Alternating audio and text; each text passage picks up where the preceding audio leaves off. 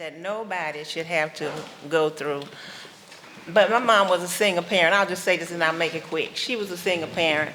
And there, I was the oldest of 11. Two died at birth, so I was the oldest of 9. And when the marches started, or when the gathering started, we asked my mom, there was 3 of us that were there, myself, my sister next to me, and this sister, she's the 3rd one, if we could participate. And she said, sure. And we went to every march. We were at Beulah, we were at Bright Star, we were at Macedon, we were everywhere, and especially on the St. Catherine Street area. But the thing I remember most is the day that we marched, because you could just feel the tension in the air. And when we got to Beulah Baptist Church, and Reverend Baldwin, Mr. Evers, Reverend Russell, I remember all of these people, you know, we thought I was small. They said, well, we're gonna march today. So as soon as we came outside of the church and got on the sidewalk, we had not even gone, what do you say, 10 steps, the paddy wagons came. And they started pushing us in the paddy wagon. So they brought us all down to the city auditorium. Then they separated us into groups. And then the officers started going around asking us our names and how old we were and things like that. And we told them, now, let me tell you something funny about me. I didn't tell them what my real last name. I don't know why. I was scared. I gave them, I don't even remember the last name that I gave them. But at any rate, they started separating us, and we didn't know what they were going to do, but I know then some more buses came. They started moving some of us out. Now, like I said, I was the oldest of my siblings. My sibling next to me was 11. She went to Parchment. We went to the Adams County Jail, and they kept us in all night. I was the last person to leave out of the jail because they didn't have my last name. My mom, my mom had come down, but and the officer came up and asked me again. He said, what did you tell me? What is your last name? Then I told him, and he said, okay, you can come on out with your mom, and she'll pick you up. But my sister that went to Parchment, she doesn't even like to talk about the experience. She doesn't. 11? She was 11. I have to tell you about her. And remind us your name. My name is Patricia Dixon Carroll. Thank you, Ms. Carroll. And the one that, my sister that went to Parchment, I was right next to her. And what she did, she lied about her age. See, they grouped us according to our ages. And she told them, she gave her right date of birth, but she gave the wrong year. She gave the correct year, but they were so ignorant, they didn't do the math. And she told them she was about 20 years old. So that's the reason she was sent to Parchment. And I was younger. Pat went to jail. I stayed at the city auditorium. Oh, okay. I didn't go to jail because I was the youngest one, and they kept the younger ones at the city auditorium, and our parents had to come and pick us up. But that's the reason, that's the story behind the younger sister that went to Parchment. So that's the reason why she went. And your name is? Rosetta Fleming. Rosetta Dixon Fleming. Thank you, Ms. Fleming. Thank you. I had to ask that question right off the bat because we were watching unedited history there, and to know we had someone here. Anyone else in the movie? Was anyone else in the movie? We'll talk about other things in a minute. Later, I was in a vehicle, those 3 Jeeps that you saw. Yes. Really?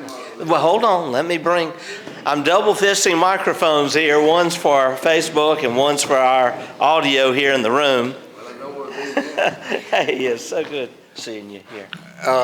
Mayor, I'm just answering your question. We were about 15, 16 years old, but my grandmother lived at the other end of St. Catherine Street. And we didn't really know what was going on. She said there was a whole commotion going on at the other end, which was down towards Pine. But I was in a vehicle, those 3 Jeeps with the National Guard in there. We were right behind them. Wow. And we were told not to come back down the street. But we didn't really know what was going on. The young people, 15, 17 years old, didn't know anything too much about the Klan. I saw a cross burning one time in Liberty Ballpark about 1964, but we were scared to death when we saw it. And we didn't hear much about the 16 points, especially that what the Mayor Nasser and the aldermen were trying to do then. But I think what it didn't say, though, eventually the proposal that the NAACP gave the mayor and board, they accepted it. And it was either 12 points or 12 points. And to me, that was the beginning of Natchez growing together. That's wonderful. Now, 5 years later, I was drafted in the Army, and I was in there with Philip West and a whole about 25 black guys from Natchez, and we're still good friends. That's wonderful. Remind us your name. Henry Watts. Henry Watts. And Henry's a former supervisor also here in Adams County. Thank you for sharing that. Yeah, Mayor. Thank you. Did we have anyone else who was in the movie? Yes? Okay. We're going to get to Mr. Case in just 1 minute, and we're going to have more general discussion in a minute, but this is about the folks in the movie. Yes, Father Morrissey was our pastor, and he had to ask our parents twice for us to integrate Cathedral School. So at the same time that was going on, we were living it, integrating Cathedral School. And we also know that the meetings that they were having, when she said we're in the hall, they were in Holy Family Catholic Hall. So from the late 50s to early 60s, the NAACP, under the leadership of George Metcalf, met at Holy Family Catholic Hall with Father Morrissey, Marjorie Baroni, Miss Mamie Bazik, and Charles Evers, along with those pastors. That's wonderful. Thank you for sharing that, Alderwoman. Did we have, and this is Alderwoman Valencia Hall and Sister Naomi, and did we have someone else who was going to speak about someone in the movie, or? I wasn't in the movie. Yes. But I did like those two. We did march about Yes. both of them. One's for Facebook and one's for I remember the evening that we marched out of Beulah. And like they said there, we was only right at the corner of Beulah and MLK. And paddy wagons pulled up. And they took most of us, me, myself, I went to the auditorium. It was crowded, real crowded. But the fact remains is you look at stuff like this and your mind goes back. And sometimes it's hard to relieve your mind of things that happen. And the reason I say it is because me and my wife, we left here young. But being back in Natchez, I'm going to be honest, it's a flashback for me. Yes. Being young and being experienced with that, it's kind of hard. Gotta be. But we all need healing. And when we talk about healing, we can't have no one side, y'all. That's right. It's got to be everybody. That's right. Healing is good for the soul. And your name? James Perry Duck. Thank you, Mr. Duck. Yeah. Thank you. Y'all, what a great build-up to hearing from Mr. Jim Cate. This is amazing. You know, it's evenings like this that help us in telling the stories and having true healing. And so thank you for sharing that, Mr. Duck. Jim, some of you came in after the earlier introduction, so I'll share it, and it's a little awkward. We're having two microphones here, but we have individuals watching online, and for those online, we just finished seeing a movie called Black Natchez that is a documentary from 1966, and we are sharing the link, so you can watch that movie online. We have the permission to do that. That movie tells the story unedited. You're a fly on the wall listening to historic conversations from 1966. Mr. Cates actually arrived in Mississippi in 1964 when he was 19 as part of Freedom Summer, and came to Natchez by the summer of the next year, 1965. And it was then that he unfortunately encountered the worst of Natchez, threatened by the Ku Klux Klan, arrested.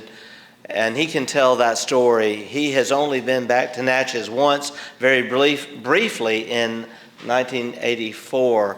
So we're really honored to have Jim with us tonight. And another thank you to my friend Nick Walters, who is an adjunct professor of history at Mississippi College.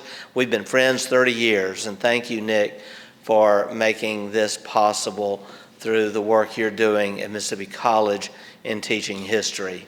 And so, Jim, I'm going to hand one mic to you, and I'll hold the other one. Do I actually need a microphone? Are there people who, can You I? might. And for the people in the back, All I right, would okay. suggest it. Okay, I don't like using microphones, actually. Now, the mayor here has been very kind, and he started out exactly the way I was going to start out, just asking people. So we've covered all of that, and we've done that, so I guess I can go home now. We're going to do more of that. That's just our prelude. But I can go on and talk and lecture, but I don't like doing that. I'm more interested in back and forth. I'm more interested in conversation. I'm more interested in knowing what you're doing and what you want to know about the work that we did than I am in just telling you about it. So I'm going to just say very, very briefly sort of what I was doing here.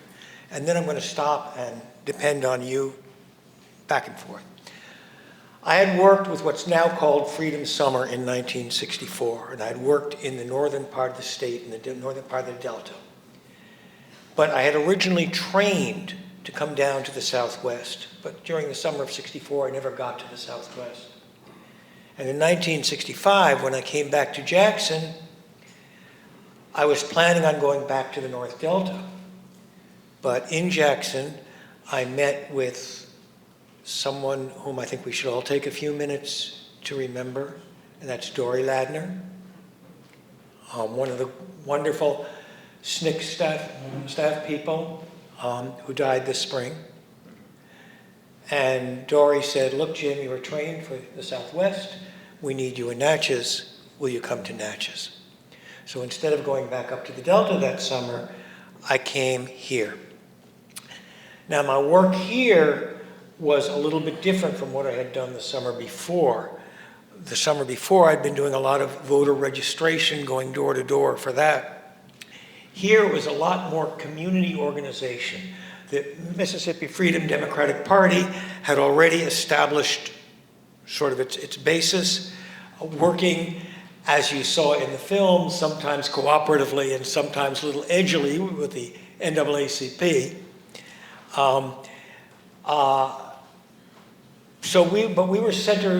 We were sort of trying to find the points where we could be most useful in getting people to organize together. And the work that I wound up focusing on with one other fellow was trying to organize steam laundry workers. Now, I don't know, anyone here have family that was in the steam laundries in the 60s?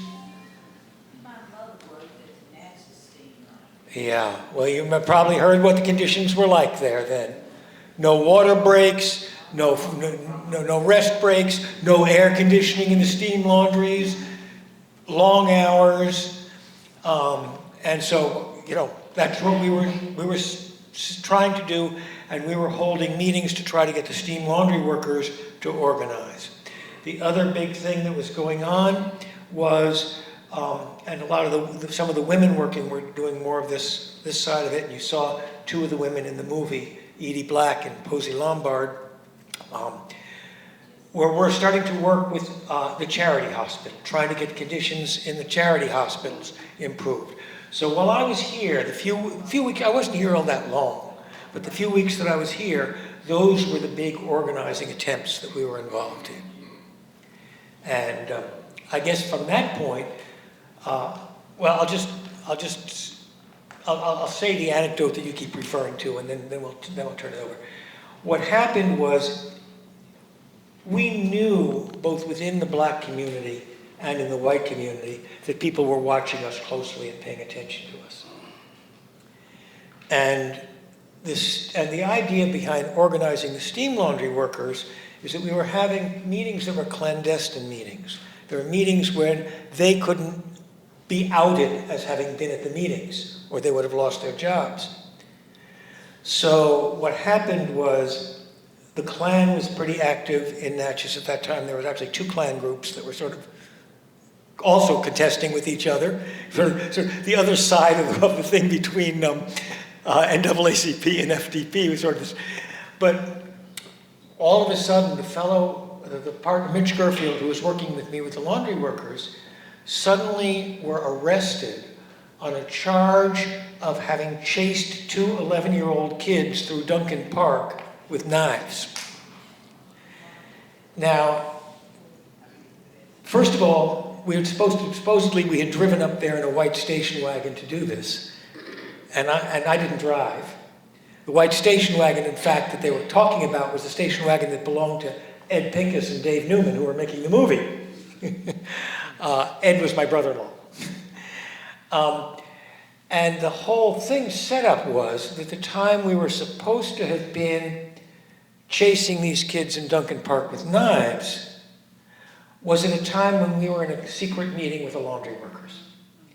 And clearly the idea was we were supposed to be arrested, go before and say, oh, but we've got a perfect alibi, we weren't there, look at all these people who could say where we were. Which of course would have done what? It would have destroyed our whole organizing effort. And we were actually prepared to perjure ourselves and say we were at a staff meeting. You know, a whole group was prepared to perjure ourselves because we were not going to out the laundry workers. We came up for trial. I'll never forget the court. I have forgotten the judge's name. People know it. I'll never forget the courtroom. The front row was lined with white men wearing guns. And the 2 11-year-old boys got up. One of them, you know the name, one of them was McDaniels. The name familiar?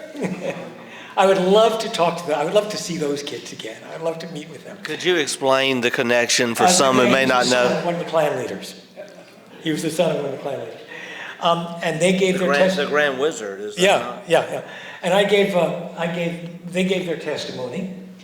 And I remember I turned to the lawyer and I said, boy, they really sound believable. And the lawyer just looked right back at me and he said, men have been hanged on testimony like that. You know, this is not reassuring. But the judge, and I wish I could remember his name, and he deserves to be honored. He was elected white judge who heard that evidence, and he said, there's no case here, and he dismissed it before we had to say anything at all. As I say, I don't remember his. I don't think I know whether I even knew his name at the time. There's a follow-up to that too, though.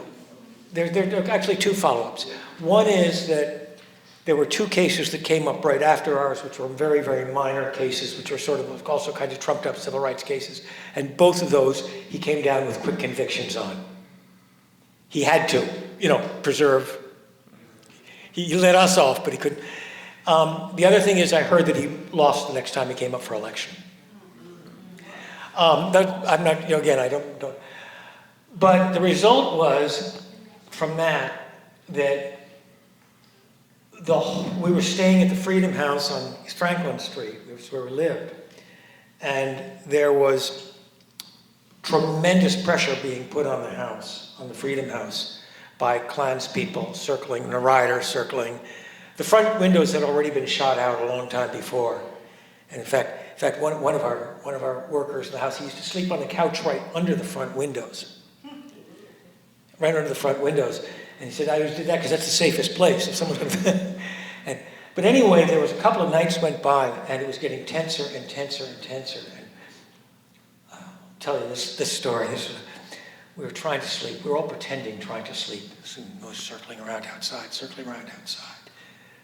And we're all pretending, we're all lying there, you know, and all of a sudden the guy Rick Hall, who was sleeping on the couch under the window, suddenly this quavering voice goes, "We shall all be killed.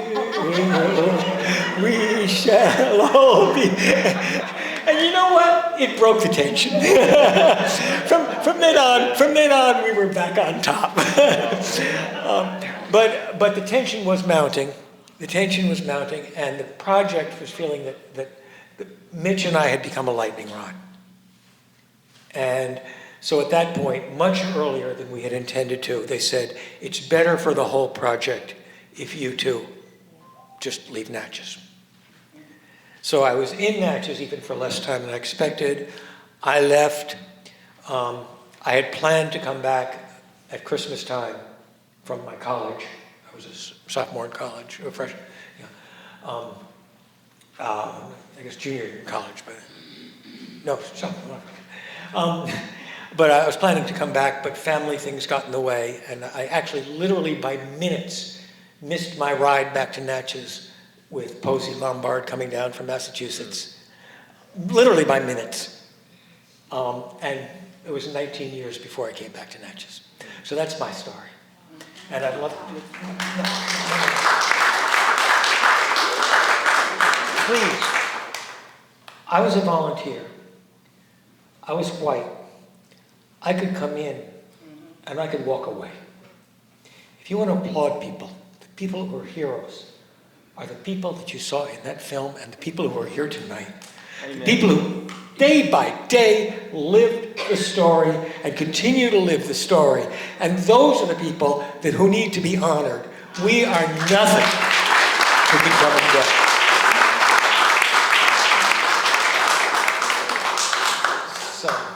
Amen.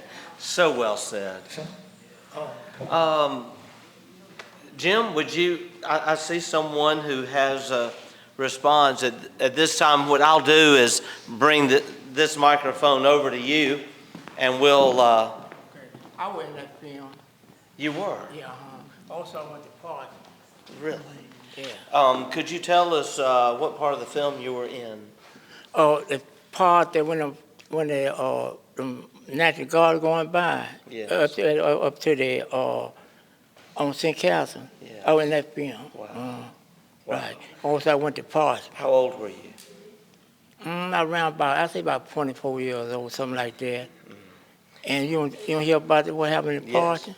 Okay, when I went to Parts, when we went there, that they threw us in a line, and what it say when 13 step out. Now, it's difficult. You got a whole lot of people in line.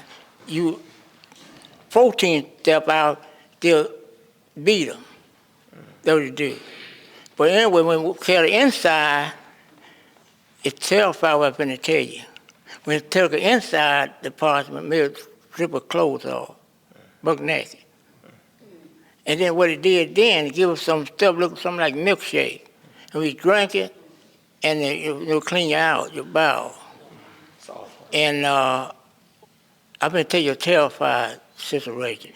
It was 8 of us in a cell about 6 by 6. About from here to there. And 8 people in there. And what it did is it was already cold and turn the air conditioning on.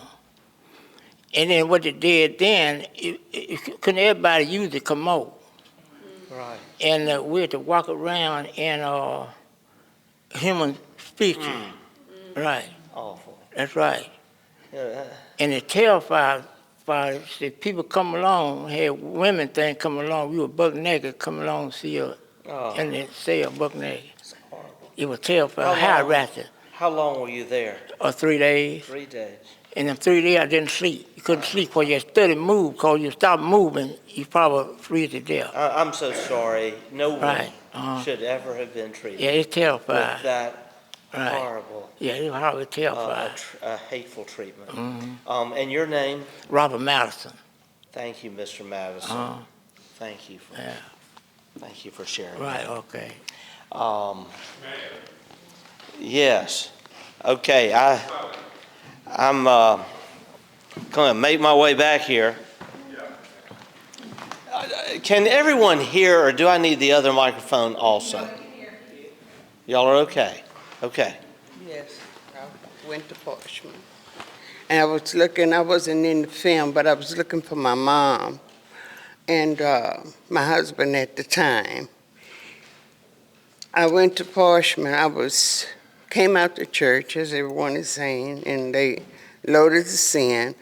And my mom had told me, because she was an activist and my aunt, and I had a young baby, so I had never been to her. So she said, Helena, I'm going to let you go out tonight, but don't let them put you on the bus because you have the baby. So when we came out to church, boo.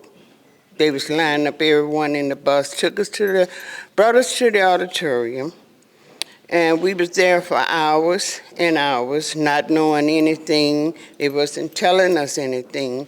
Then later they gave us a cup of Kool-Aid and a cold cheese sandwich.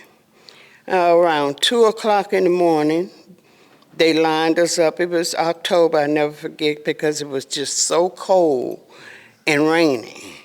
And they lined us up on the buses. We did not know where we were going. They didn't tell us where we was going. And as we drove the highways and all, it was just so dark and all I'm thinking is, I'm never gonna see my 6-week-old baby again. I'm never gonna see my mom again. I'm never gonna see my dad. So when we got there, they loaded everyone off. They separated the men from the ladies. And they had the dogs lined up. It was drizzling rain, like I said, October. And they told us if we just make a move, one little move, that the dogs was going to eat our asses up. So as we were so afraid to even move a finger or anything, they took us inside. And like he was saying, they had someone to, being young and never been to jail or whatever, they had someone, I guess they called it, to frisk you, just to search you, and that was awful. After that, they gave us a cup of milk, like he was saying, about this tall, a white cup. And we didn't know we was made to drink it, and it was a laxative. They separated us, as I was saying. They put 12 of us, 12 women in one cell. It was one toilet, one iron bed. The windows that was over us, they opened those windows up so that the cold air in the rain could come inside. And then they threw one roll of tissue paper in the cell. Some of us had to tear clothes. Some of us, the ladies that was a little older than us, said we used a corner for just to be in, a corner for the waist. And we had to be there. We had to sleep there. I was there 3 days and 2 nights.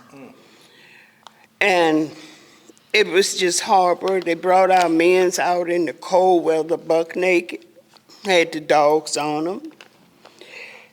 It was just, it was awful. It was awful. And it's just, I still can see it. Because I was an activist then for black registration to vote. And how old were you? I was 19 at the time. I was 19. How did it feel when you were reunited with your baby? Oh, just wonderful. I thought I would never put him down. I would never, just never turn him loose, just to be back home with my mom and my dad and him. And your name? Helen White.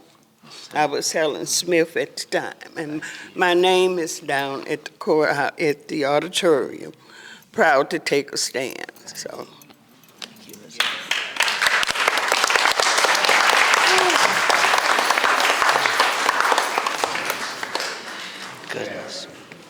I'll come back around to you. I kind of have become, I don't know, I reminded, I guess, a little levity. I feel like Phil Donahue right now. You know, our father worked at IP, International Paper Company.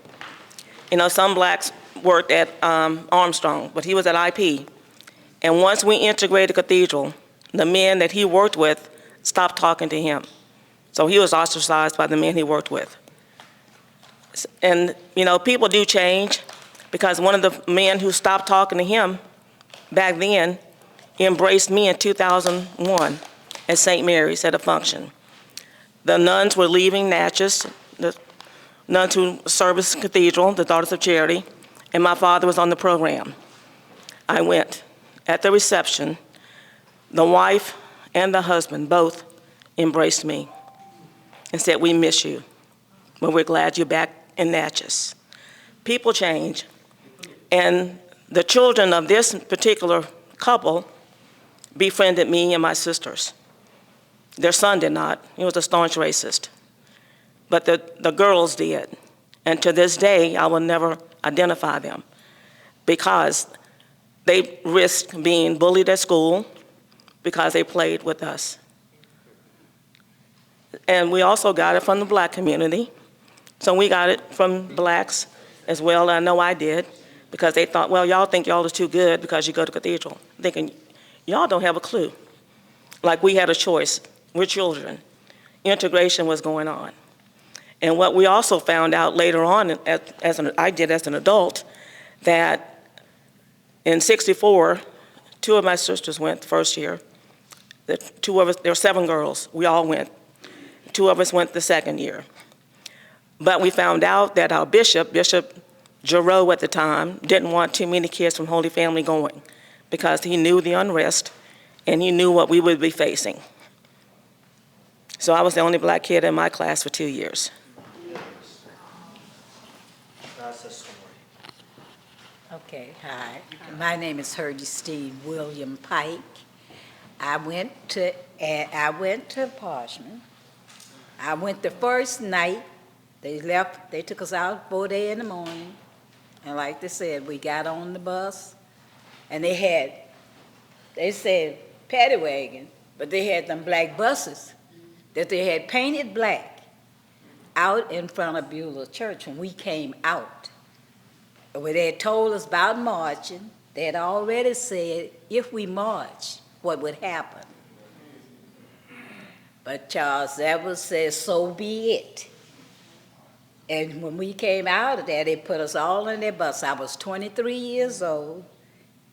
I had 2 children at home, and I was watching my mother's kids because she had gone to New Orleans for the weekend.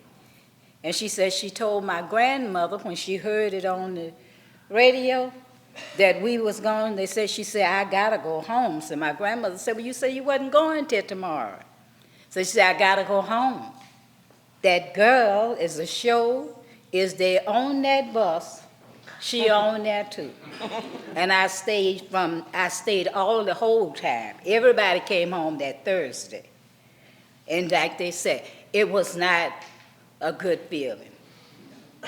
We were treated like awful. But thank God, I'm 81 years old.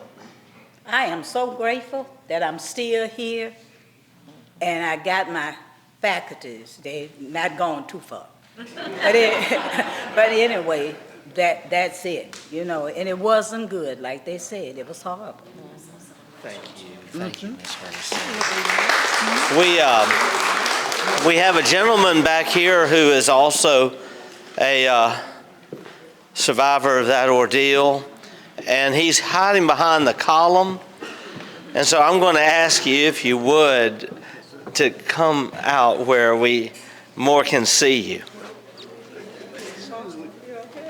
Is that all right? Is that okay? Here, we'll just kind of step right here. So, we want Jim to see you and others. Yeah. I kind of vouch. My name's Stuart Foster, and what this lady just said, I went on that trip to Parchman. And, Okay, if we could, this is Mr. Stewart Foster, and it might be good if we had the microphone for Mr. Foster here. well, I can talk loud enough. We want. I don't have very much to say. Here. Oh, Lord. Yeah, Stewart Foster, my name, but, like I say, I vouch for what these ladies just said. In 1965, okay, we marched, 10th of March, we hadn't still, we were arrested and sent, City Auditorium, and for a little while that Saturday, and so they loaded us up on the bus and carried us to Parchman. And the ordeal happened, bad rough time, hard time up there, yes, sir. So I can about this today. Mr. Foster, I want to ask a question that I think others are probably thinking.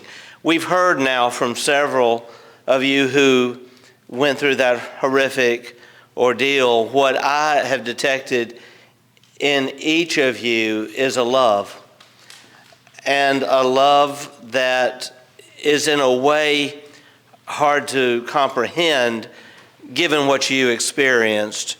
How have you been able to forgive, love, move forward? Well, I'm supposed to be a Christian, go to church, but I leave it to God. Let God handle that. So, I'm glad it worked out. It was for the better condition of our color. So that's the reason I participated. Yes, sir. And that participation was not in vain. Look at the progress that's been made in Natchez since then. Sure. Thank you. Yes, sir. All right. Thank you. Okay, sure. Thank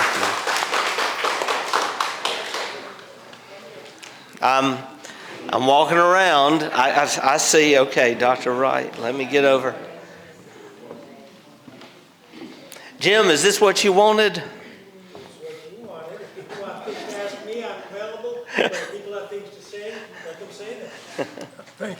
Thank you.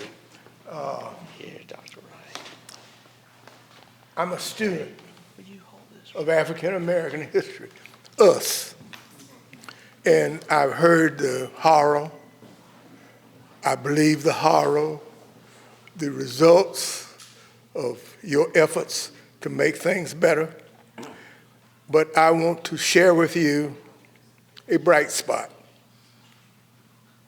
One of the most politically significant highlight in my life.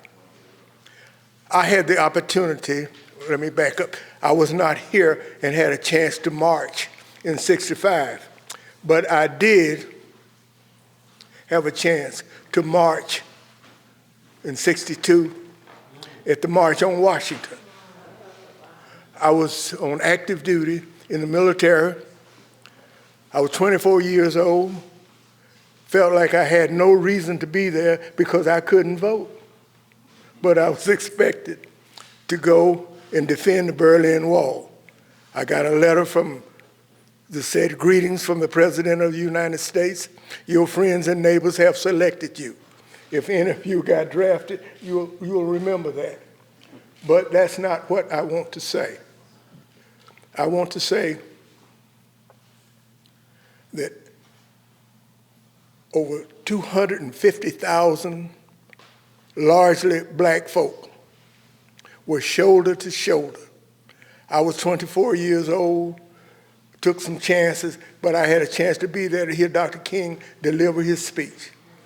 That I did not know how important it was at that time.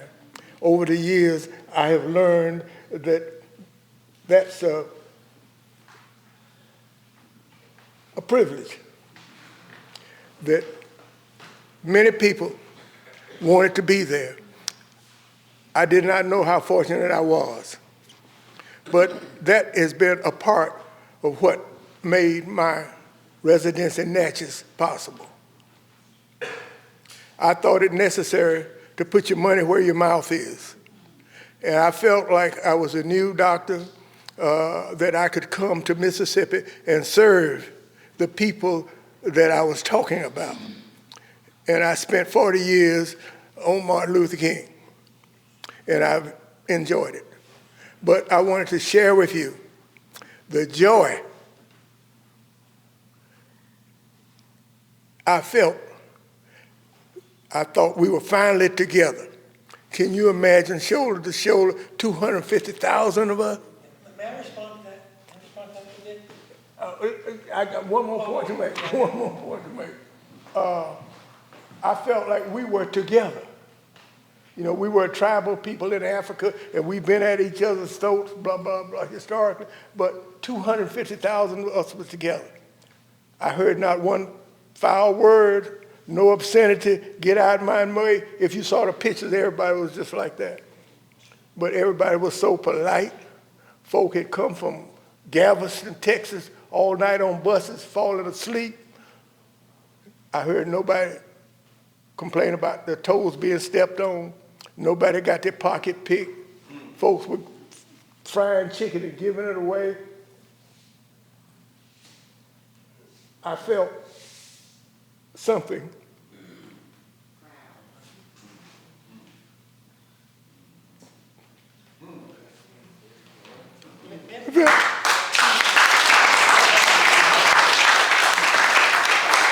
I want to say something, because this is very important. You've said something very important. I do a lot of talking. I go around and give a lot of talks and get a lot of things from different people in different places. And the best part for me is to hear from everybody else the little, or the parts they think are little, that they played in the movement. Because when we read our history books, we hear about the big people. We see the big picture of Dr. King marching at Selma. You know, we learn about these figures, and we see the statues. But what I've known in all my years of talking about the movement is movements are made up of ordinary people doing ordinary little things. Everyone here, and this is for you, for the future too, that it's ordinary people doing ordinary things, just going out of their way one little bit, that make movements and make things happen. I gave a talk once to retired Teamsters in New York. And we used to give this, little thing. And same thing as we were talking, they were remembering what they were doing. And one guy stood up and he said, he said, when the Congress on Racial Equality decided as a protest to shut down the city of New York one day during the World's Fair in '64, he said, I was the guy who raised the drawbridge on the North River to stop traffic. And do you see what I'm saying? I'm saying this is what it means to be in a movement. It doesn't have to be that figure in the history books. You are making the history. You are doing it. And that's what we were trying to do. We weren't trying to do it. We were trying to get everyone else to be active. I'm sorry, I'm starting to preach. That's I said you don't like beautiful. But are you on the wall at the Civil Rights Museum in Jackson with the other freedom riders? I'm not a freedom. I wasn't a freedom rider. I was not a freedom rider. I came 2 years after the Freedom Riders. Yeah, it's funny because people called us Freedom Riders. We were called Freedom Riders because the Freedom Riders again were so mythic almost in what they were doing that the name became generalized. Yeah. You came afterwards to continue the movement. Yeah. We have one of our friends here who has some interesting things to share about the movie. I just was going to say that Judge Mary Lee Tolles was a member of my church. Jesse B. Williams, who was the secretary for NAACP, was also a member of my church. And, the things that they went through are things that we kind of teach our youth in our church. And so, and Metcalf was also, we have a little showcase in our church with pictures of all of the people who were pivotal to the civil rights movement, who were members of our church, in our church. So every opportunity, really, they take it out of the showcase, and two of the ladies in our church make a table so that we don't forget, our role in the civil rights movement. Wow. And your name? Angela Brooks. Thank you. My church is King Solomon Baptist Church. Mary Lee Tulls was also the originating founder of the museum. Yes, and we have other founders of the museum here. Ms. Juanita Jones, her sister, Ms. Flora Terrell, so grateful. Ms. Mary White. And is Ms. White? She was here earlier. This museum is a real treasure because of these ladies who founded this museum now over 20 years ago. Thank you. Yes. First, before I say anything, I want to say to my black brothers and sisters how I, as a member of the white race, can't correct the past, but I hang my head with tears every time I hear these stories. It's unbelievable what our community did. I wrote an article for the paper once and got a lot of bad flack that we should be, as white members of our community, we should be down on our knees begging our black brothers and sisters to teach us how not to hate. Because I'm aware of some of the indignities. I worked in 10 counties in Southwest Mississippi, and I heard all the stories in all of these places. One small thing, and by the way, I can remember going to the march that was up at the courthouse. I don't remember if I still was in college. I graduated from college in '65, and I sort of think I came home and went to it.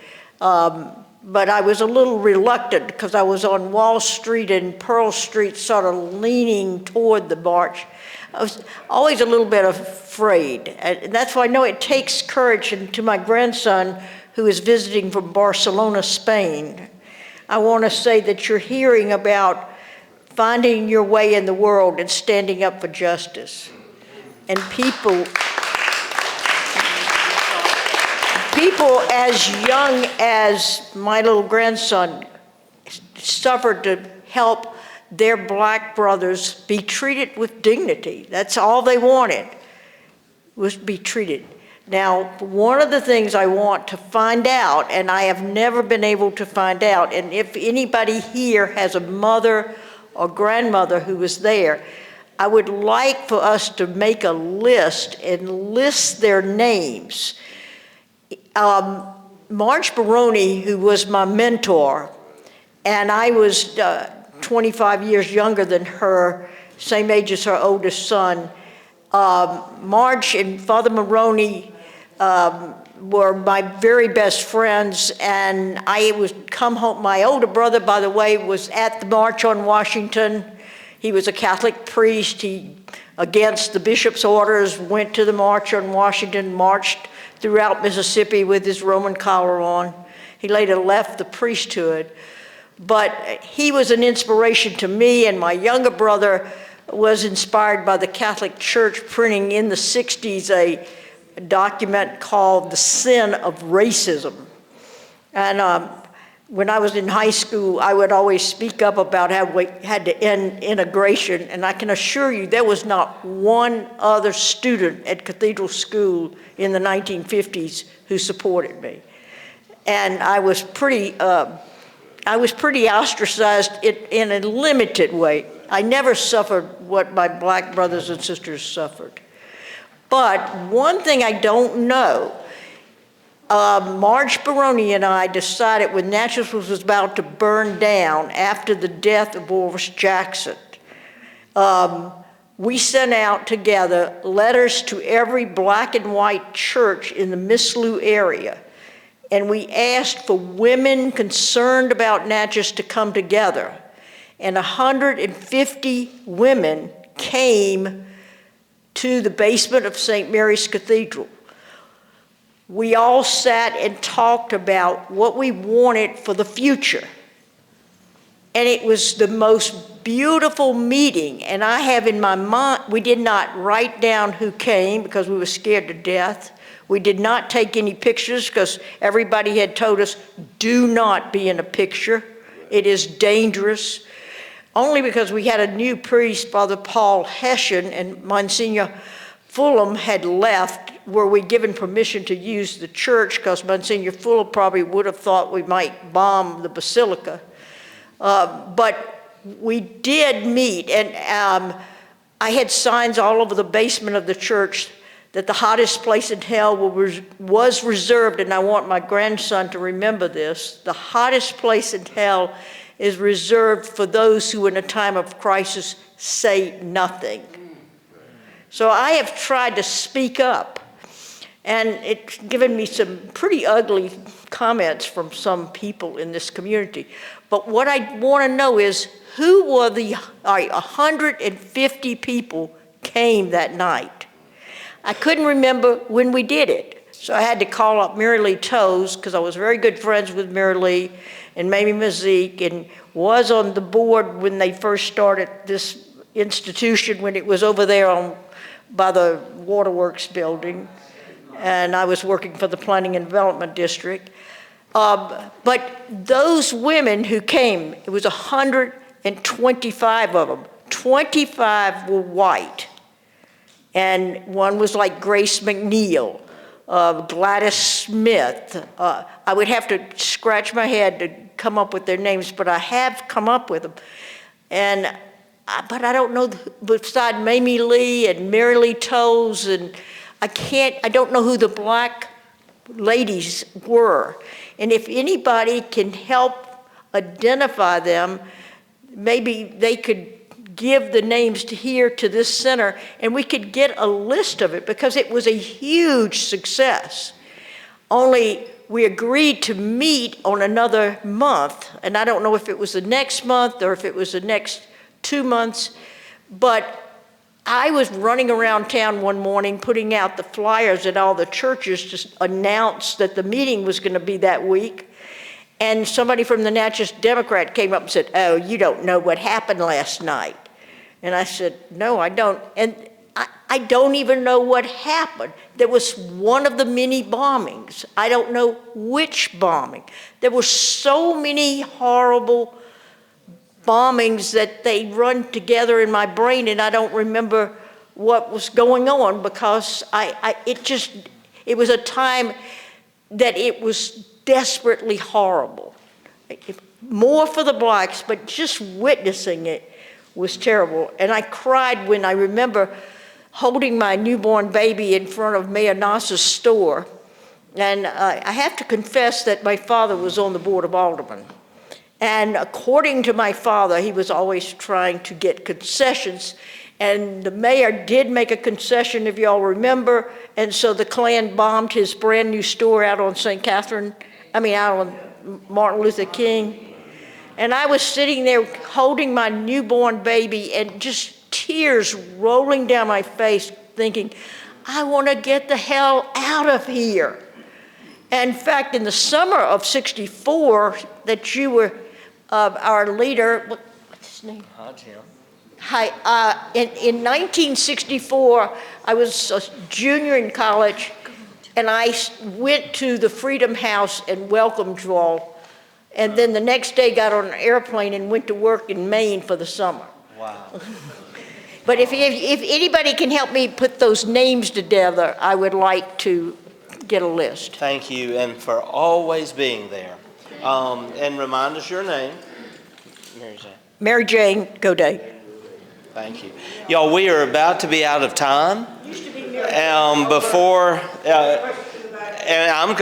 I am. But I'm watching the time. We're trying to be out by 8 o'clock, and I want to come back around to Jim. But here, Roy. Okay, thank you. This question is for Mr. Jim. And one of the things, we've mentioned her name several times, and I had the opportunity to be in the employ of AJFC, where Miss Mamie Head Start, where Miss Mamie Mazik was the first African-American director. And she would sit us down and tell us these stories and make sure that we knew about these things. And one of the things that she spoke about, Jim, was when you guys came to town, I know that there was CORE, there was SNCC, there was NAACP, there was all the organizations. And how did you coordinate those efforts, and did each organization have different roles, or how did you guys coordinate those efforts between the different organizations at that time, or was it any conflict? And remind us your name. And my name is Roy O'Hill. In 1964, all of the organizations combined in something called the Council of Federated Organizations. And the summer was organized.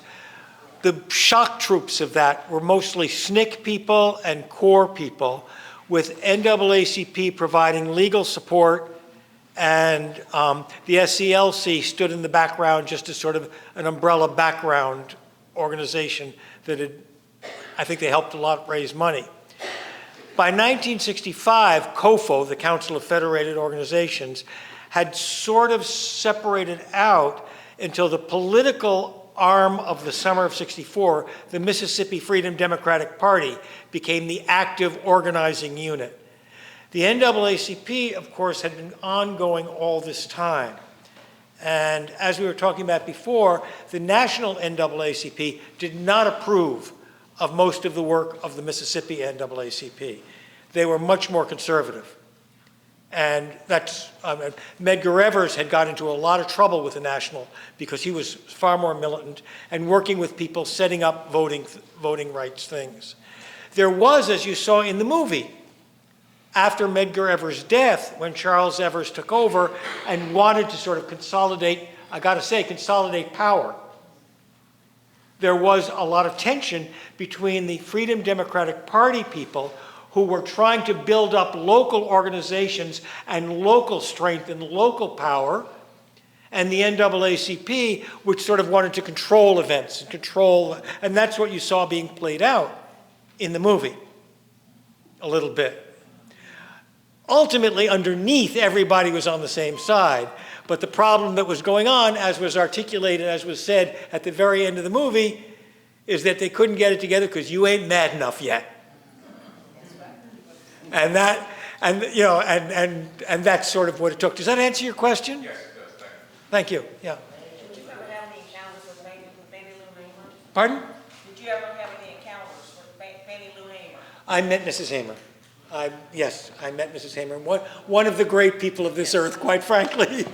Yeah. Pardon? She's finally in the Mississippi Hall of Fame. But she was in the Mississippi Hall of Fame before there was a Mississippi Hall of Fame. I made sure that she would be. Yeah. Thank you. Yes. Yeah. Jim, we are almost out of time, but I would really like for you to share a little of that. We were talking about the 1964 Democratic Convention today, and Jim, you offered some real interesting insight to the history of that time and the Democratic Freedom Party and all of the resistance in seating the delegates from Mississippi and how they really didn't want Ms. Hamer to be the. Well, that was the NAACP. That was the national NAACP. And I need to make the distinction between the local NAAs and the national. The national NAACP was known in the 60s for being conservative. As one friend of mine put it once, he said, the philosophy of the NAACP was, I think complete integration will come in 20 years. That's what I said 20 years ago, and that's what I say today. And, you know, it was very much like that. And when the Freedom Democratic Party presented its delegates and tried to contest the seating at the 1964 Democratic Convention, Mrs. Hamer was called for testimony before the Credentials Committee. Roy Wilkins, who was the head of the NAACP then, did not want her to testify. He was adamantly opposed to her testifying because he didn't want this woman fresh off the plantations, talking Delta. He didn't want her representing black people nationally. But the FDP insisted that she testify, and then he took it one step further. He said, well, if she's got to testify, we have to buy her a new dress. She has to look right. What? She wore her dress. She wore her own dress, and her flowered or plant, but that was the tension, and it was a real tension between, the NAACP, which has again returned to some militancy and some authority, but that time it was not, weren't the best years for the NAA. She raised her dress to show on television where her Oh, yeah. kicked her. She, The lawyer, I forgot his name, that represented him, made a big deal out of it, and it became a national event.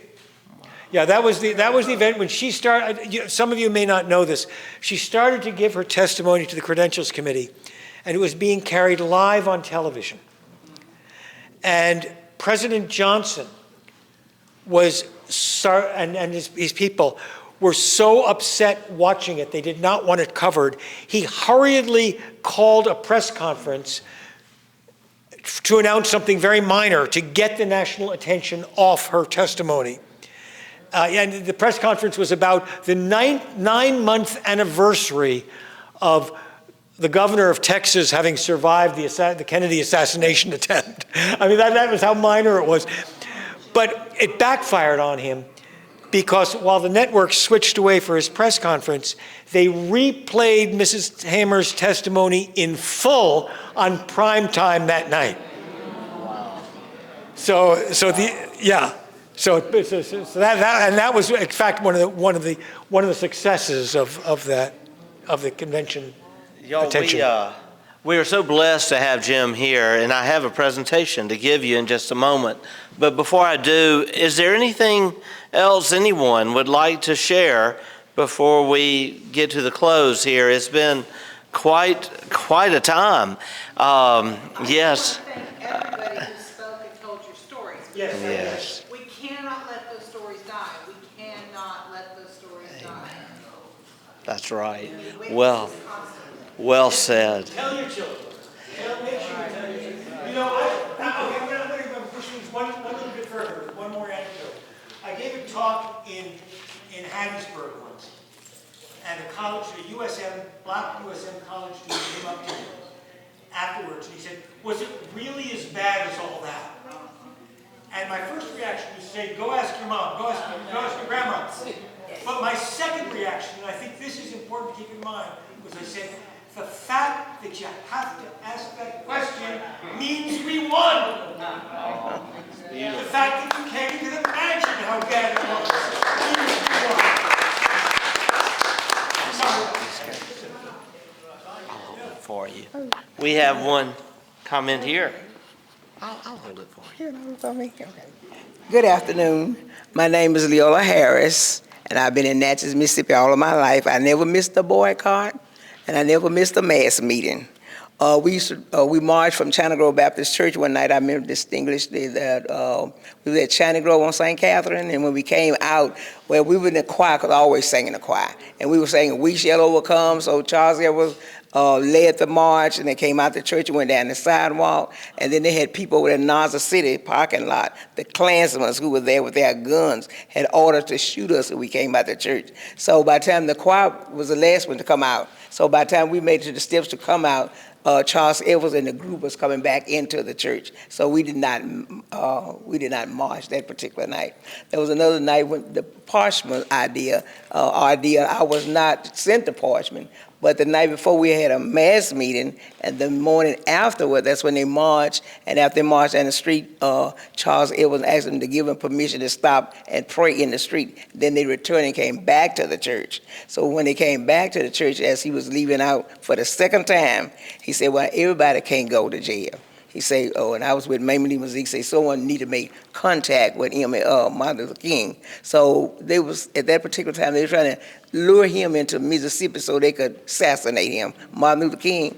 And so I stayed behind with Mamie Lee and two of the others at the church. So they marched, and they were put in jail, like everyone else has said, the one that had gone to Parchment. I didn't have the Parchment experience, but I heard the stories about it, and I'm hearing stories about it tonight. But, it was a long fight, and I marched. I worked with registration for the NAACP, and I also was served as secretary after the young, what's her name? The young lady was a secretary, Jessie B. I served as secretary after Jessie B, and we had the office set up in Metcalf House on St. Catherine. And after we moved from there, we went over to a Holy Family and set office in there, and it was under the leadership of Reverend Shed Baldwin at that particular time. I remember distinctly that we went to Aaron Henry's home in Clarksdale. We had a freedom rally that particular evening. On our way back, we had a motorcade, and all the other cars were going ahead of us, which was Charles Ed was in the first line. The young man was driving him, but there were several cars, and our car was the car that they stopped. They stopped and pulled it over, and so it was the car that Reverend Baldwin was driving, and they asked him to get off their highway, because he didn't have proper driving equipment. Meant one of his headlights were out. So we went to the service station, and we met this young black guy there.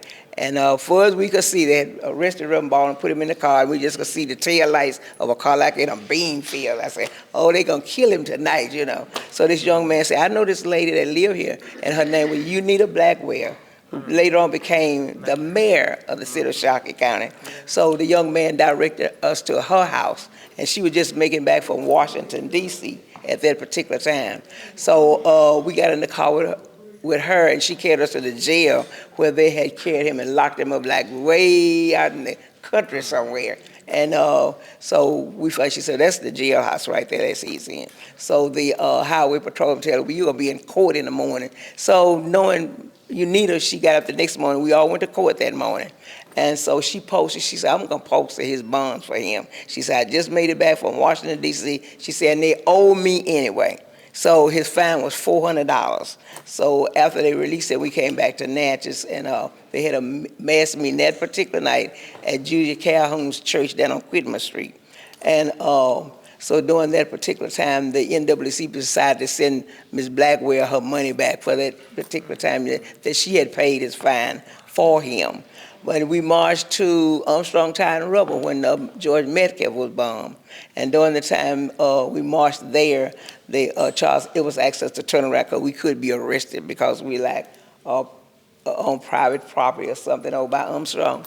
So anyway, long story short, we did marches, and I marched there. I remember when we marched by Ulmer's department store, there was this young lady working for Ulmer's, and she just walked out, got in the line, and she never went back to work again because she said she was going to march, and she was going to march for freedom, and marching for better wages for everyone else. So they send food and stuff in just up on Woodlawn. They send truckloads of food in to be distributed, and clothes as well to the ones who were out of work at the laundries and other places where they were working.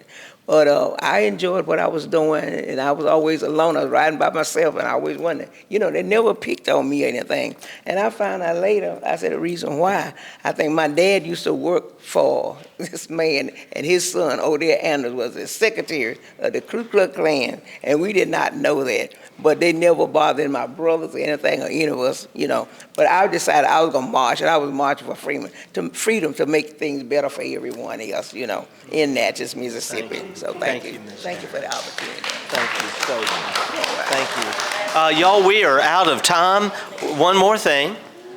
I want to say, I get a lot of flack for this because I will defend the white man, white woman, white child. I've had to do a lot of forgiveness in my life, and I've seen people change.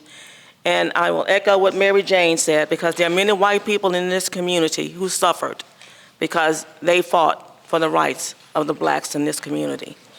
They put their lives in danger, their spouses' lives in danger, and their children's lives in danger.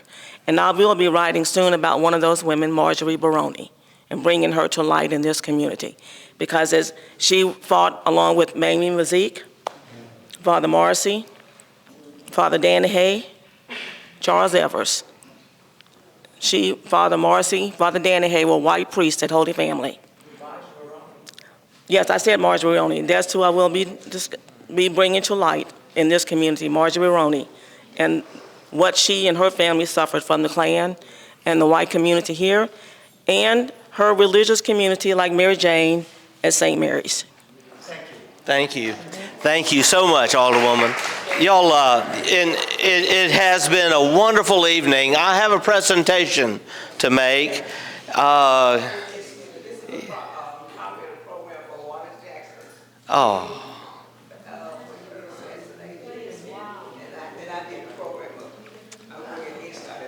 My goodness. Well, I want to look at that, Ms. Harris, at the end. I want to echo, Alderwoman Hall just said something that reminded me to share this. Just back during Juneteenth, we had our Kickback at NAPAC event, and we had a huge crowd like tonight, and we honored so many who have given. Over the years we've been doing this, ever since 2021. And we were able to honor Tony Byrne, who was mayor here from 1968 to 1988. And it was said then and that we do have so many who are of the Caucasian race to thank. Tony Byrne was the first politician that went to the black churches and stepped out at a time when it was really not popular to do so. And he was elected primarily on the support of these disenfranchised black citizens. And he, the very first thing, made sure that we had black police officers, black firefighters, black employees at City Hall. He brought about the very first integration of city government. And that particular night, Mr. Bobby, thank you, thanks to you, we had the first African American to serve as a firefighter here that night who came into his position during that first few months of Tony Byrne's administration. I was sorry that Mayor Byrne couldn't make it tonight, but I had to share that because here we have another gentleman who said that back then he was white. And Jim, it looks like you're still white. You know, none of us have a choice. And you've done so much. And how does it feel to come to Natchez and just see firsthand the city now as compared to back then? I'm still working through that. I'm still working through that.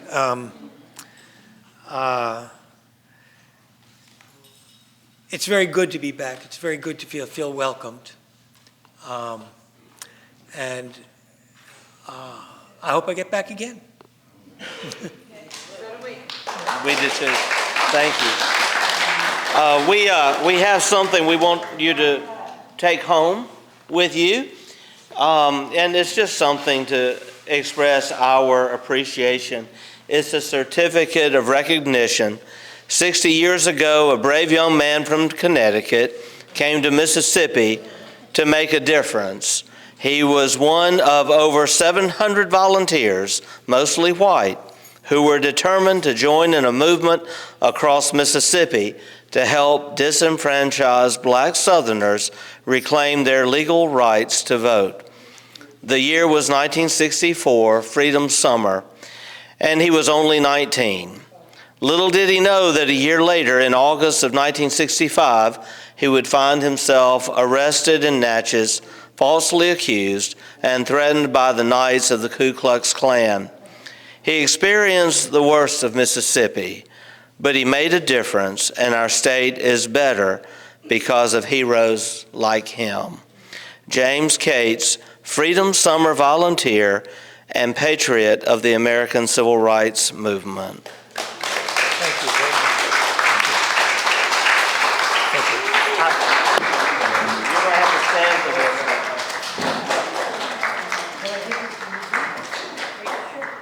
You're more than welcome. Did y'all hear what he just said? No. Mr. Bobby, if you'll come. Can I give this to you?